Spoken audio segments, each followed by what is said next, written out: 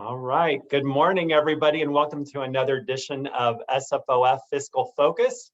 I'm your host, Derek Kreifels, president of the State Financial Officers Foundation, and we're really glad that you're here with us this morning. We've been doing these since early February, where we take a moment out of our busy schedules just to spotlight and highlight one of our state leaders, one of our state treasurers or state auditors from around the country, and hear a little bit from them about the things that are going on in their office, meet some of their key senior staff members. It's just a great way to kind of, again, build those relationships. You all know that that's one of the things that SFOF focuses a lot on, is building the relationships between private sector and public sector. And so this is just yet another way for us to be able to continue to do that. So today, our call is focused on Kentucky Treasurer Allison Ball. Treasurer Ball, one of my earliest memories of Treasurer Ball, when SFOF was just getting started, we had an event in Columbus, Ohio, and Treasurer Ball showed up to this meeting, and I did not know her, and she said, "Hi, I'm Allison Ball. It's great to meet you. I'm thinking about running for state treasurer in the state of Kentucky, and I just wanted to know if I could come and just kind of observe." And I said, "Sure, there's no harm in observing." And lo and behold, she did run for state treasurer of the great Commonwealth of Kentucky, and she won. And so we're really excited to have you, treasurer. I am going to read a little bit of her bio. So Allison is the 38th state treasurer of Kentucky, currently serving in her second term. Prior to her role, many of you may not know this, she served as a bankruptcy law and an attorney in bankruptcy law and focused on consumer rights and commercial litigation. As part of her time in public service, she spent 4 years as an assistant Floyd County attorney prosecuting child abuse and juvenile delinquency cases. She has a rich Kentucky history. Her family's been in Eastern Kentucky since the 1790s. She holds a degree from the University of Kentucky College of Law and was very active while a student there, serving as president of the University of Kentucky chapter of the Federalist Society. Treasurer Ball has led a professional career developing and improving the economic mobility of individual Kentuckians. She developed a deep appreciation of entrepreneurialism and small businesses when, at the age of 9, she started her first business selling pencils, Positive Pencils International. If you haven't heard about it, it's quite a story. She continued with the operation of a small town law practice. She really understands the importance of a balanced budget, fiscal responsibility in any enterprise. She's a fierce watchdog for Kentucky taxpayer dollars. And since taking office, she's returned a record $100 million of unclaimed property, more than any state treasurer in Kentucky history in a single term, which is amazing. She's committed to good governance and transparency and is responsible for launching Kentucky's transparency website, showing how the state government spends its money. She also started a savings and investment program for Kentuckians with disabilities called Stable Kentucky that allows families to save money while continuing to receive assistance at no cost to Kentuckians. And Treasurer Ball is a national leader for improved financial literacy. As part of these efforts, she established the Kentucky Financial Empowerment Database and the Kentucky Financial Empowerment Commission. She earned the most votes of any other candidate on the ballot in both 2015 and 2019 elections. She is a Floyd County native. She's married to Dr. Asa James Swan. They have one son, Levi, whose birthday in 2018 made Treasurer Ball the first Kentucky constitutional officer to give birth while in office. When she was first elected, she was the youngest female statewide elected official in the United States. We were privileged to have her serve as SFOF's national chair in 2019, where she also hosted one of the most memorable SFOF spring national meetings in Lexington.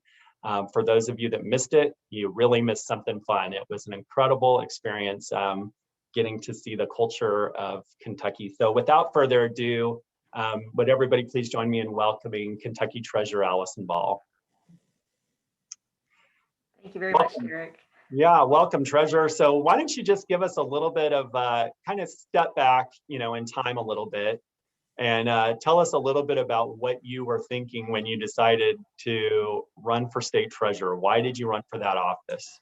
Oh, okay, great question. Well, part of the story that you mentioned in the beginning about me coming to Columbus to the SFOF meeting was because at that point in time in Kentucky, there was a move to eliminate the office of treasurer, and it was coming from my party. It was coming from the Republicans, and I remember hearing some talk about that. It actually was voted on and passed in the Senate. It didn't pass through the House. And that's at the point when I was thinking about running for office. And at the time I was considering running for auditor, I was considering running for treasurer. So Mike, I was looking at that point in time. And I remember thinking, okay, well, this issue needs to be figured out before I run for something. I don't want to run for something and then it's gone.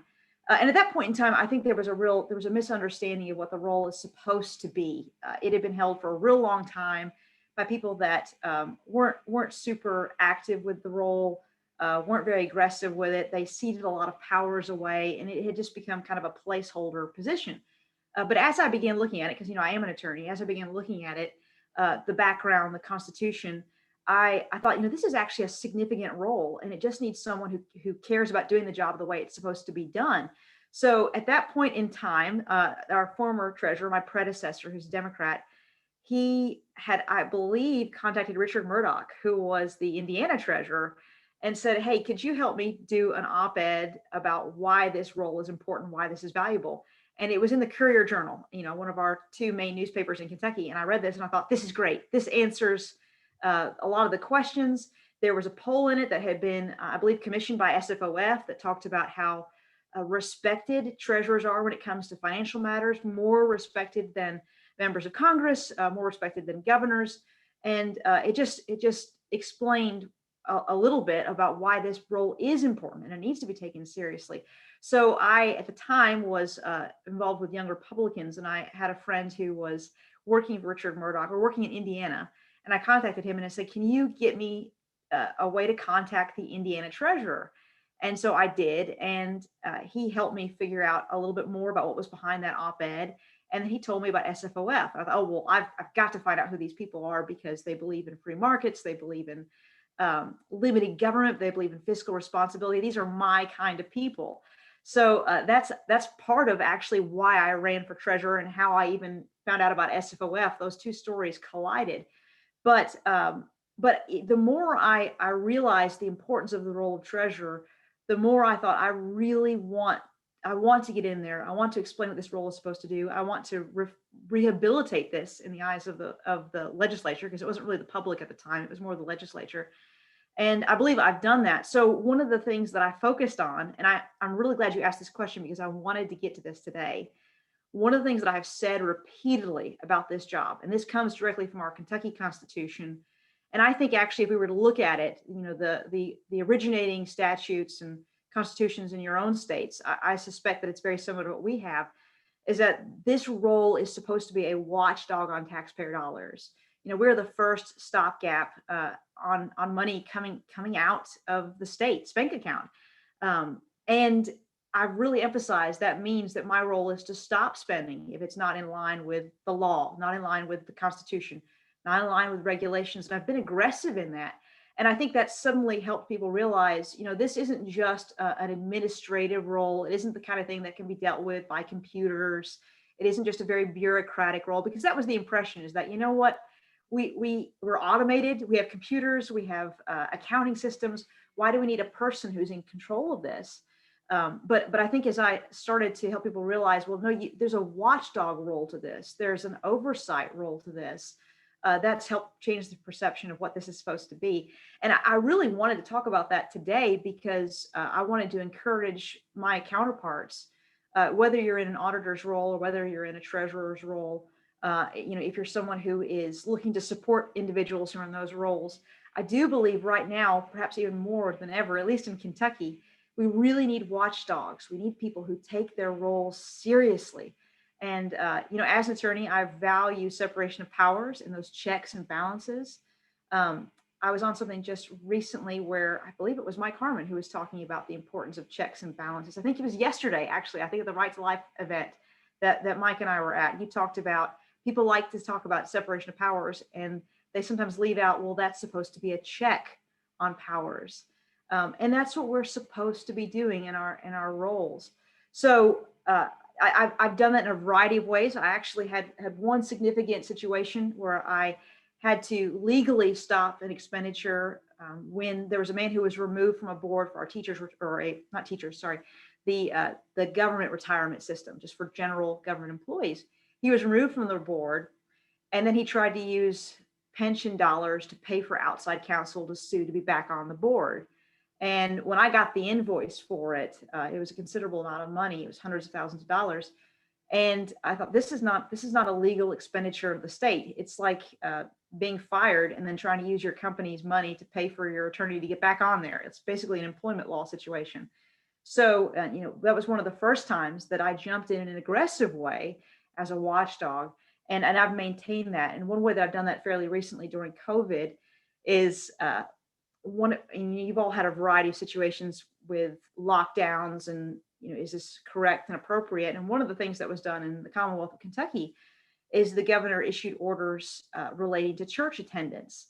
And I began to get concerned as I was finding out information about how he was conducting it, that some of it was crossing constitutional lines. He was going too far. So my office, because we were expending money to pay for state police and in some instances some health departments to enforce the governor's orders, this was a real-time situation. It was not the kind of thing where you could wait to the future and then go back and look to see what was happening. We were actually having active unconstitutional expenditures going out of the state.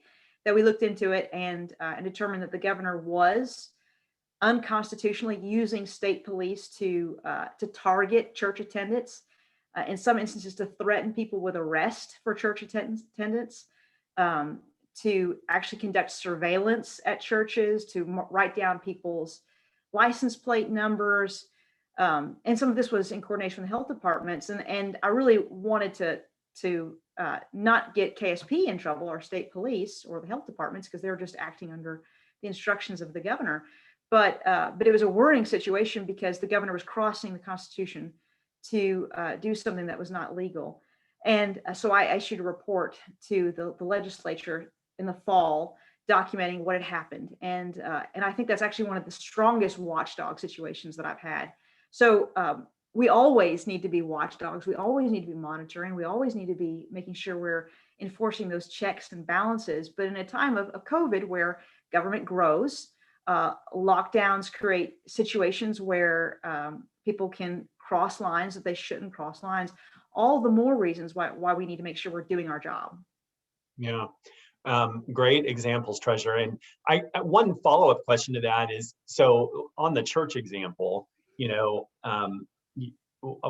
I follow a lot of social media for all of your offices. And what do you say, or how do you respond to the person that says, that's not really your lane, Treasurer, like that, church surveillance and what the governor is issuing in terms of those things?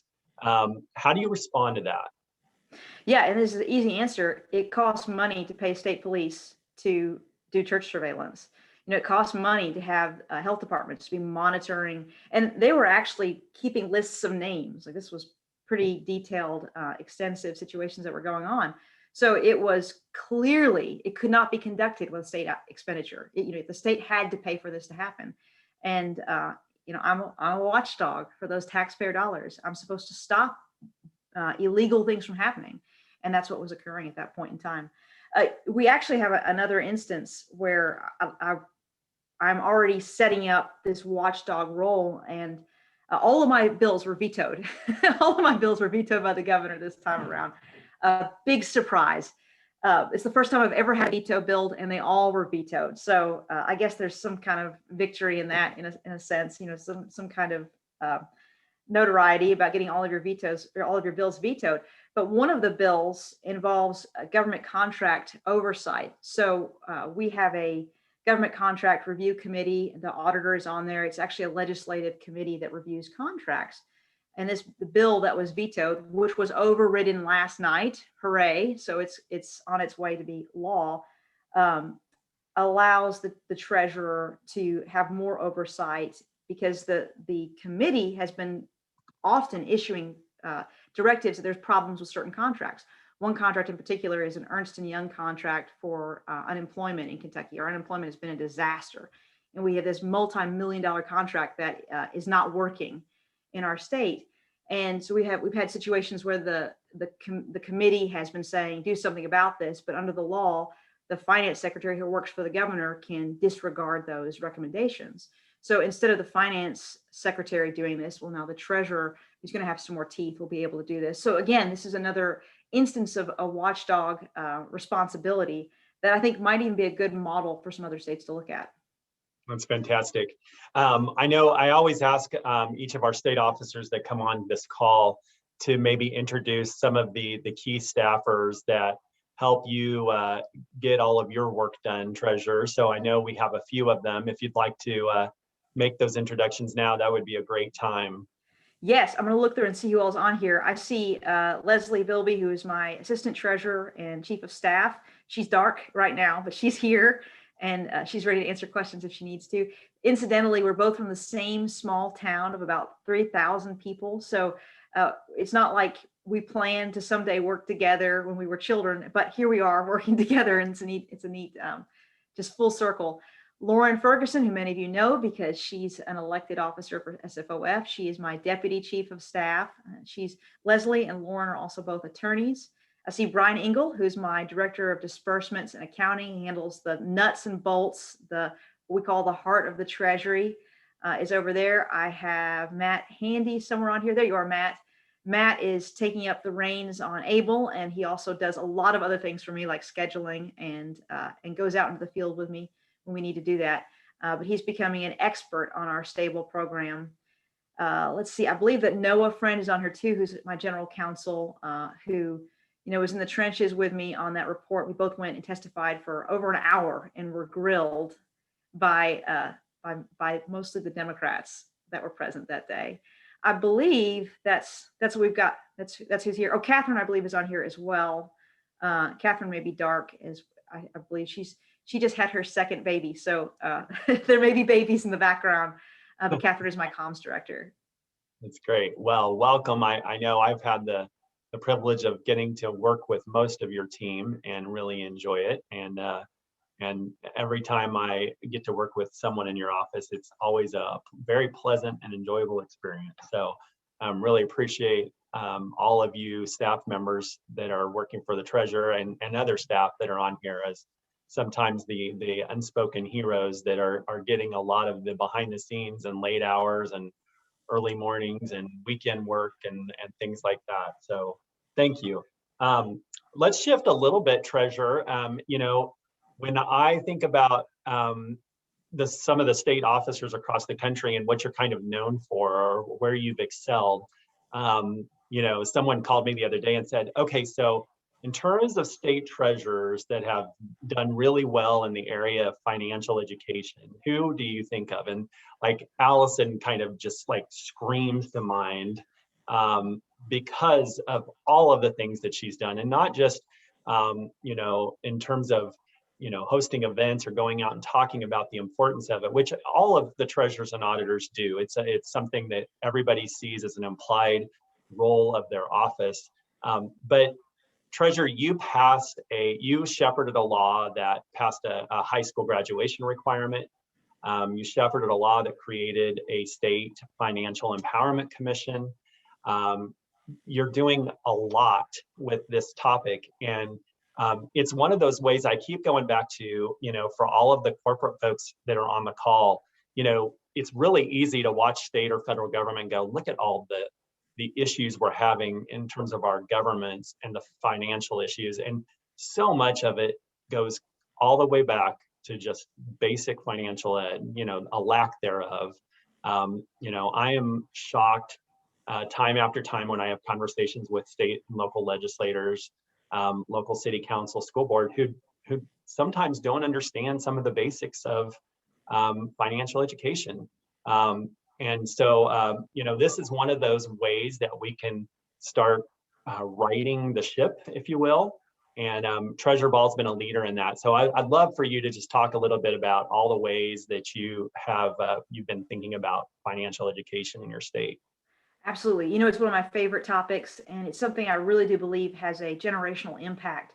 I'm always trying to think about how do we pull people out of poverty? How do we improve people's lives? How do we give people the tools to be able to to fulfill the dreams they have and better their families? So financial literacy, I believe, is a worthy cause for all of us to be involved in. And I love that we have a group of financial officers here because I think we're so well placed. Auditors, treasurers, were so well placed to lead on this issue, and then so many of the folks from the public or from the private sector who are involved here to care about this issue. So we just have tremendous opportunities to really make a difference in this. I want to mention a couple of things that we've done in the Treasury that I think are different than what a lot of other states have done.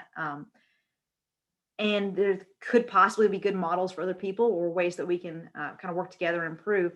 One thing, you've already mentioned this, Derek, is the Financial Empowerment Commission. And that came about because once we got the bill passed to make it a high school requirement that you have a course or program on financial literacy before you're through with school, we knew that it was going to be an unfunded mandate. And I know everyone here knows what that means, but I always try to clarify that means you got to do it, but there's no money to do it.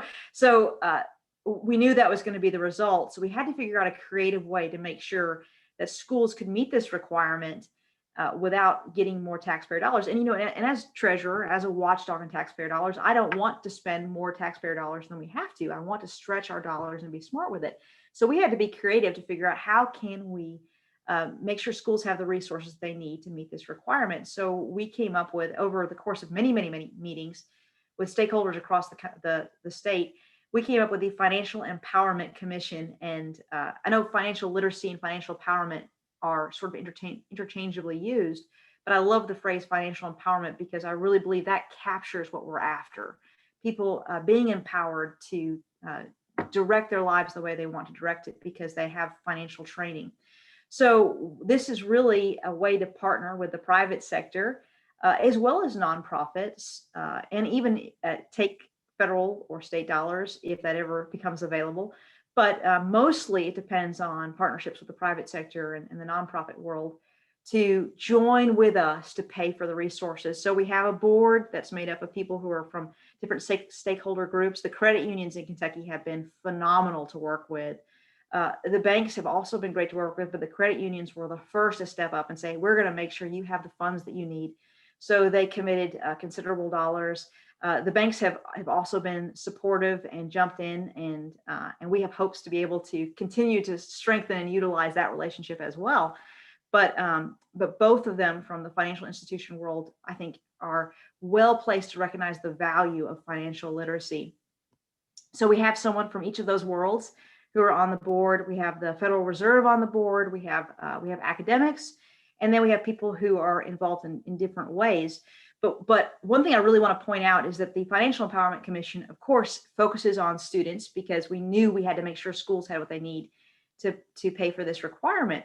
But it doesn't just focus on students. And I don't think there's any other group or organization like this in the country that focuses on more than just students. And this was important to me because I wanted to also work on other cultivation groups in the state. There were other people that I wanted to make sure we didn't leave out.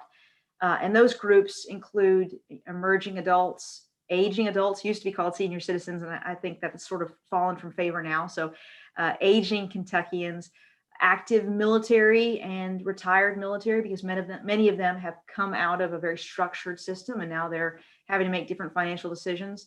People with disabilities, and that works so well with Stable because we already are doing outreaches to that community. State government workers, because they have some resources that are available to them that they may not be aware of. We also have a pension problem in Kentucky. So, this is a way to help them be able to stretch their dollars and make a difference. So it isn't just students, although we are very much focused on students, particularly right now, because the freshman class this year, by the time they're graduating seniors, they're going to be the first group of kids that will have to meet this requirement.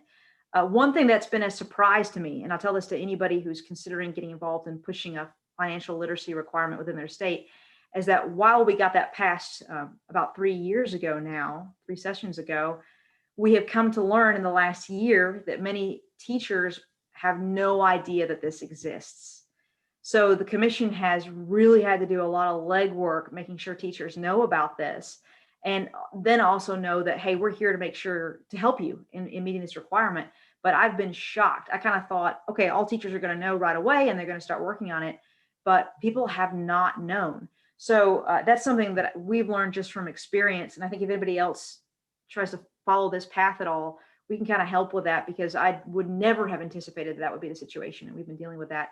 And another thing that we did prior to the launch of the commission, but it's still ongoing, and I think it's a valuable resource, is our database. And it was the first of its kind. And it's a one-stop shop of everything that's available in the Commonwealth of Kentucky on financial literacy. Most of it is free, and it's organized by different categories. And it has resources for young children, for high school students, for people with disabilities, whatever your category, ways to save money, couponing, just a variety of resources available on there. And the database has been something that I've been particularly proud of. And Lauren built that. So Lauren spent a long time crafting that and building that. And I think it's one of her crowning achievements while she's been with me in the Treasury. It's fantastic. I know we're excited here at SFOF. Many of you are familiar with and are following our Smart Women, Smart Money financial education initiative. And be watching if you receive that print edition in the mail. The quarterly spring issue cover story is actually about the Kentucky Financial Empowerment Commission. So we're excited to talk about that. Its members. We interviewed our writing team. One of our writers, it was a pretty extensive story, getting to interview all of its members, which really is fantastic. Just every political background, every profession, every age group, men and women, all represented on this commission. And it's one of those neat things in a time where everybody is so politically divided that Treasurer, kudos to you for doing this and providing one venue, at least one venue where people can come together united. And again, I always say that financial education isn't a red state or blue state issue, it's green. And so we can all come together and talk about it and agree on those principles. We're starting to get several questions. Let's see here. One of them that came in is, I think I'll put two of these questions kind of together because I think I know the answers. But does your office manage any investment dollars? And what bills did you try getting through the legislature? Okay, two great questions. So my office does not directly manage any investments itself. And that's something that we have plans to change. We actually had a bill that was out there this time around, and it's something we're looking towards the future. But I sit on boards that deal with investments, and I think there's a number of other treasurers that's their involvement with it. The Teachers Retirement Board, I sit on that one. The State Investment Commission is actually one of my pieces of legislation that was vetoed and overrode yesterday, so it's going to become law. I currently sit on that one, and I chair in the absence of the governor, and that's all of our short-term, intermediate investments, our cash management. That's all governed by the State Investment Commission. So that's one of my roles. Historically, and statutorily, if the governor is not there, the treasurer acts as chair. The governor has not been there for 15 years. So we got to change to say the treasurer is now always going to chair this, which makes sense. In fact, the governor has probably not been there for more than 15 years. It's just as far back as we have records. And the governor still maintains appointment powers on that small board of about 5 people. We made a change to add the state comptroller because he always attends. In fact, the comptroller has been comptroller of Kentucky for several decades. He's about 87 years old and has a wealth of knowledge. Someday we will lose him, and that will be a very, very sad day for the Commonwealth of Kentucky. But he always attends, and he's always just a tremendous resource. And whoever holds that role is a great resource. So this statute has now put him on there, or her, as the case may be in the future, formally as someone who can be involved in the investments. So that's one of the bills this year. 2 other bills. One was a modernization and reform bill for the Treasury. We did that for unclaimed property about 3 years ago. And someday I'd love to have some time to talk about that too, because we learned a lot from that and some of it was helpful for the COVID world. And Governor vetoed that one. We got that one overridden yesterday as well. And then, of course, the one involving the contracts for goods and for services, which has a huge impact. There's another piece that is probably going to be in the budget bill. We wanted this to be included in a separate bill, but there were some complications with it, and it's to give the treasurer some oversight involving use of the state plane. And that's what I wanted to mention, because I think that's a good thing for other states to think about. Governor, of course, can use the state plane. That makes sense. That's well within his responsibilities or her responsibilities. But we wanted to have some oversight over use of the plane by other people, particularly members of the governor's cabinet and just people that work for the governor, because we don't want it to be something that it's just a massive state expense. It can get very expensive very quickly.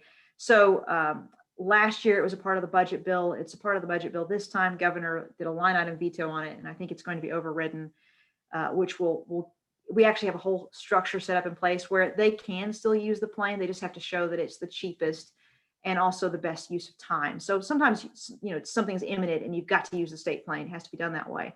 So there's flexibility there, but that increases transparency, shows what this plane is being used for, and of course is good for fiscal responsibility and just accountability. Great. Our next question is, the oversight of the Treasurer's Office, is it supposed to help monitor how appropriations of funds are actually spent? It seems that it is what you're describing earlier would potentially overstep the role of the auditor. And this person says kudos for being willing to take that on. Yeah, so the state government contracts position. So the auditor still has his formalized role, and it's to make recommendations for what should be done on it. There's no change there. But then instead of the finance secretary who works for the governor being the one to say, oh, we're going to go with those recommendations or not go with those recommendations, now the treasurer works in conjunction with the recommendations of the auditor and the other members of the committee who are legislative members. That's great. So now there's more accountability, because now you've got two people that are overseeing this. And it's nice that you happen to like the Kentucky State Auditor and get along with him. Yes, he has excellent judgment, so it helps. For those of you that don't know, Auditor Mike Harmon from Kentucky is also on the call. So one other question before I open it up to the general public that we received earlier was from someone that couldn't be on the call, but wanted to know if you had ever considered or ever done anything with your office to help promote entrepreneurship in underserved populations in your state.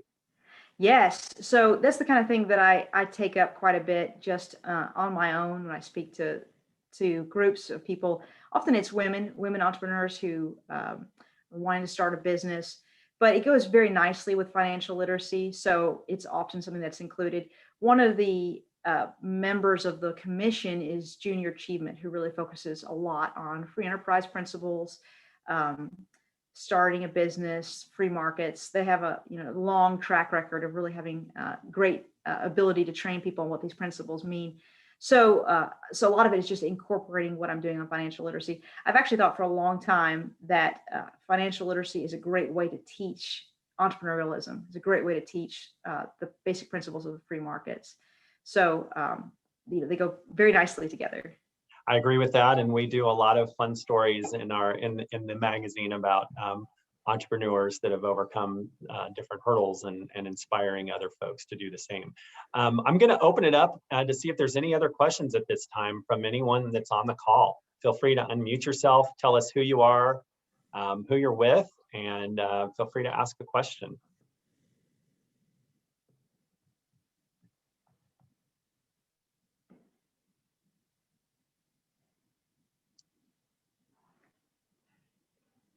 You were so thorough, Treasurer. Well, one thing I would like to mention, just for anybody who has an interest in unclaimed property, when we did our reforms of unclaimed property, we used the model code, which was new at that point in time, and it was to create some uniformity throughout the whole country when it comes to unclaimed property. And there's room for some areas that are just more reflective of what you're doing within your state. But I wanted to mention that because I think that's a great thing for other folks that deal with unclaimed property to be able to take that up. It's a great cause. It modernized things, it improved things, but it also helped us during COVID, because one thing that we dealt with prior to our modernization statute, our uniform statute, is we had to have multiple approvals before we could approve a claim for unclaimed property.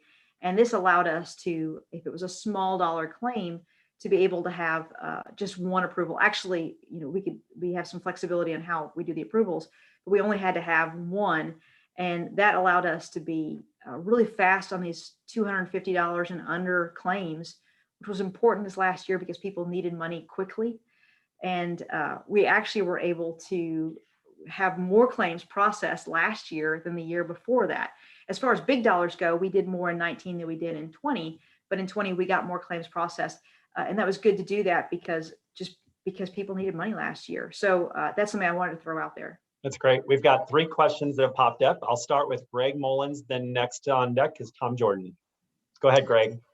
Hey, good morning, everyone. Treasurer Ball, it's so great to see you. And obviously just so many great accomplishments during your time as treasurer, but I'm really curious, what was the motivating factor behind creating Stable Kentucky? So, that was a federal program not a program, but a federal opportunity that was beginning right before I came into office and then came to a conclusion right after I came into office. So it coincided with me first coming in and learning what the treasurer's role was doing and what it could do. Your question, because I know where you work, may have something to do with, is there a way for banks to be involved in this? And I think that actually probably in the early days, and maybe in the future at some point, would be an appropriate way to handle this. But it was a federally created opportunity, and it had to be run by states. So we took it up, and actually SFOF was hugely helpful to us to figure out how to do it because it was really costly. We were looking at millions of dollars to begin with in opening a program like this, and Kentucky is not flush with cash. It wasn't then, and it isn't now, and nobody really is right now. So we were able to do a partnership with Ohio just for economies of scale joined together to be able to do this. And now there are several states that all do the stable program. I think Missouri's in there. I don't remember a lot of the other states who are on there, but several of them. And it was my relationships that I've built through SFOF that allowed me to have some good conversations with Josh Mandel at the time, and that led to that. So it was just something that was beginning when I came into office, and we were the 7th state in the country to start a program. So we were early adopters. I think there's now 43 states that are doing it.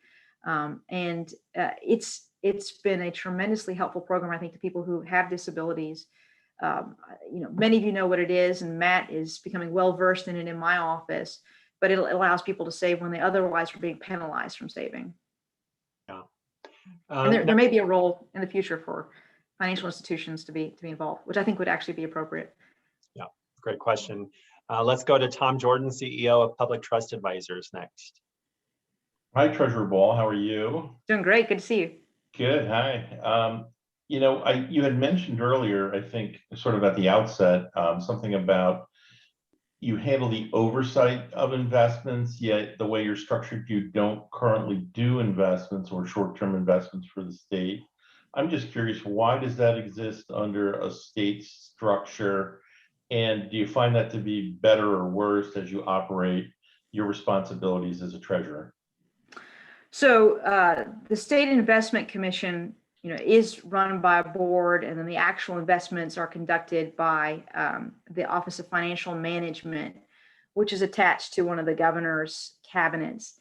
And that's one of the things that I think it actually would be appropriate to change, because it's not always easy to have great communication when they're working for somebody else. As you can imagine, I think that's sort of inferred by what you're asking. I do think it would be appropriate. It's actually more in line with what you see across the country. If that's housed within a treasury, I think there's just more accountability that way. So I support having that within the treasury. I just think that it's more efficient, and I think there's more accountability. I think it's better run that way. But right now it's run by a board, and the board is oversees an organization that's attached to one of the governor's cabinets. All right. And that's just for those investments, by the way. Yes. Great question. Let's move to Dr. O.J. Oleka, who has a question.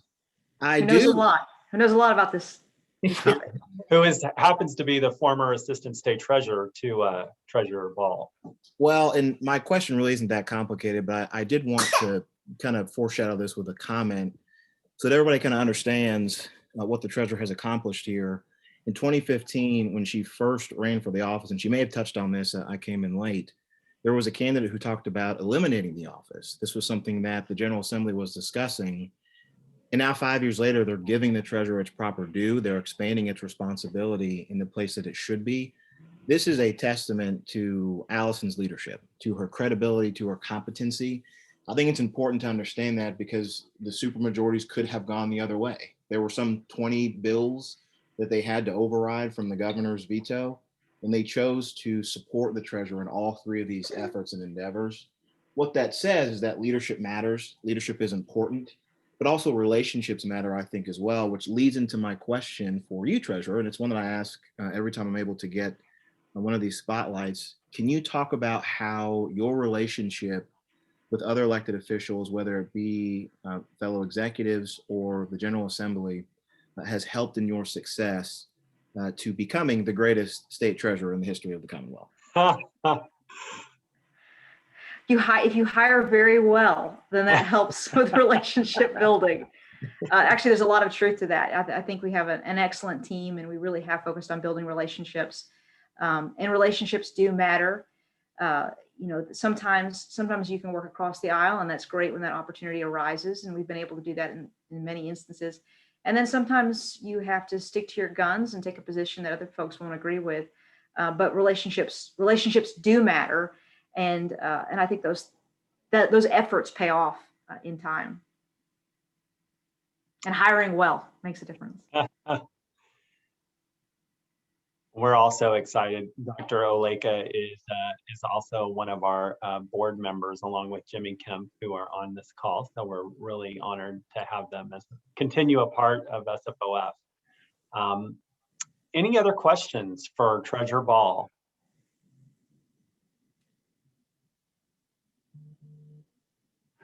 Derek, this is Jimmy. Yes. Hello, Treasurer Ball. I'd love to hear your, obviously politically, we're in very challenging times. And it seems to me that we have an incredible opportunity for competent, substantive political leadership to rise at a time when we've got a lot of people who get worked up over dumb things. And the work that you've done, you've built a lot of substance. You've talked about the legislation that you've been working on and how to make the office stronger, as Dr. Oleka pointed out. Just talk about how you approach politics and kind of where you see our country going. And I think a lot of people are pessimistic.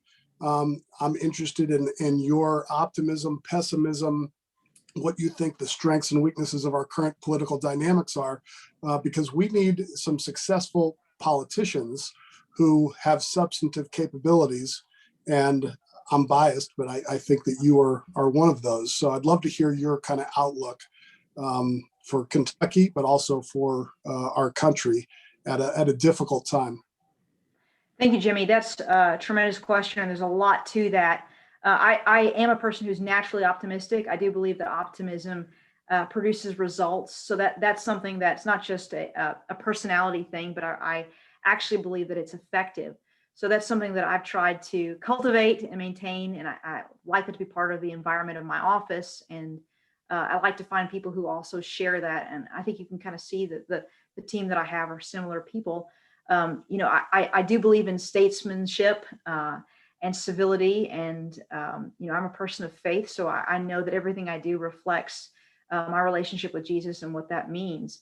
So all of those things definitely inform the way I behave and the causes that I get involved in and the way that I do it.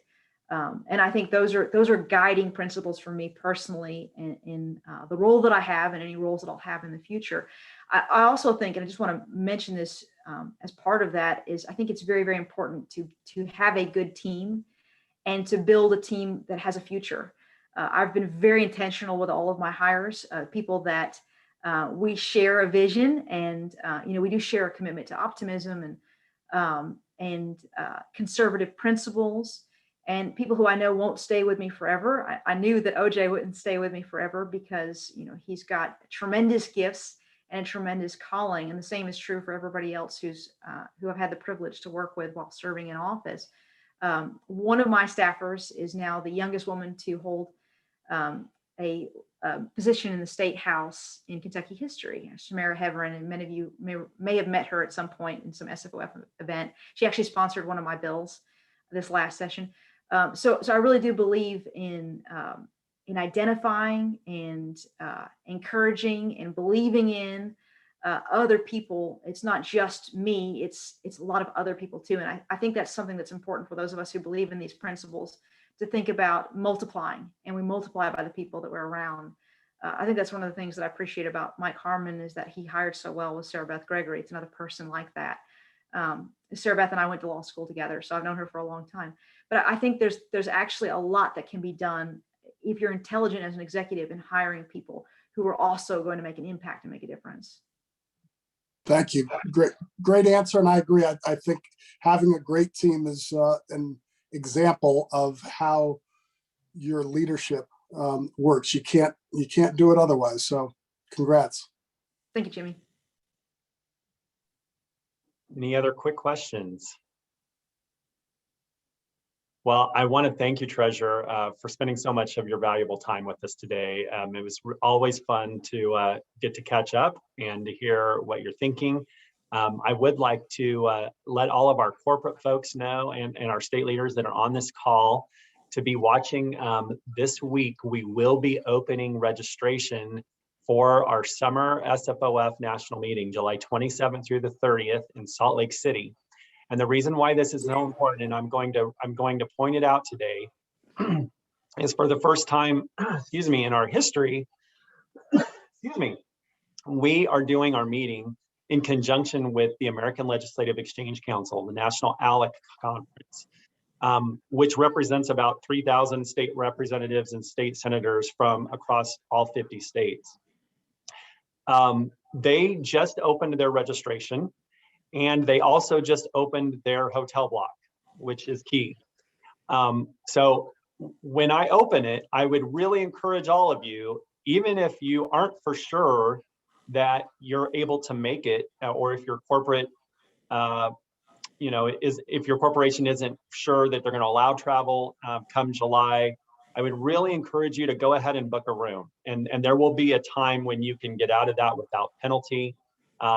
If you're a state leader or state government staff, you'll reach out to Melanie to talk about your room, and you can reach her at melanie@sfof.com.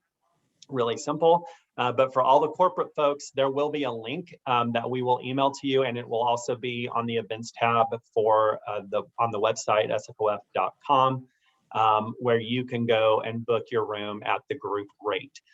It's going to be a phenomenal week. We're really looking forward to everybody coming. Most of the legislators that my understanding is they've already gotten kind of a larger than expected crowd registering for their conference. So I think it's going to be highly attended. I think people are ready and excited to attend something in person. We are making plans to broadcast portions of that event as well. For those of you that know your company may have a ban on travel, we will be broadcasting some of the breakout sessions. And in some cases, we will also include speakers on some of those panels that will need to be brought in virtually. So we'll be prepared for that, and hopefully you'll get to experience the conference whether you're there with us in person or not. Also want to remind everybody that Friday, June 4th, if you have heard us talking about all this smart women, smart money stuff, and you're curious what it is, the first ever Kentucky Smart Women, Smart Money Conference hosted by the Treasurer is happening virtually. We do this broadcasted live from a soundstage. Basically what we do is we produce an 8-hour television show for the day where we have a schedule. It's free for attendees. Our last event hosted by Treasurer Julie Ellsworth in Idaho brought in about 1,100 women from 24 states and 3 countries. It was just a phenomenal event, and we're really looking forward to bringing this to Kentucky as well. So appreciate Treasurer, you and all of the work that your team have been doing to prepare for this. So I want to thank Academy Securities, Public Trust Advisors, American Council of Life Insurers, MasterCard, Clearwater Analytics, Ascensus, JP Morgan, Singularis Group, Israel Bonds, and Visa. I think I've covered all of them that have been a part of our call today. And state folks from Louisiana, Missouri, Indiana, Kentucky, Nebraska, Alabama, West Virginia, Idaho, and Arkansas. And North Dakota. I see Treasurer Beadle on here. So thank you for those of you that were able to join us. We'll be back here same time next Tuesday, where we'll be talking to Louisiana Treasurer John Schroeder, and we're excited to have that conversation with him. Thank you all again, and have a wonderful day. Thanks again, Treasurer Ball. Bye-bye.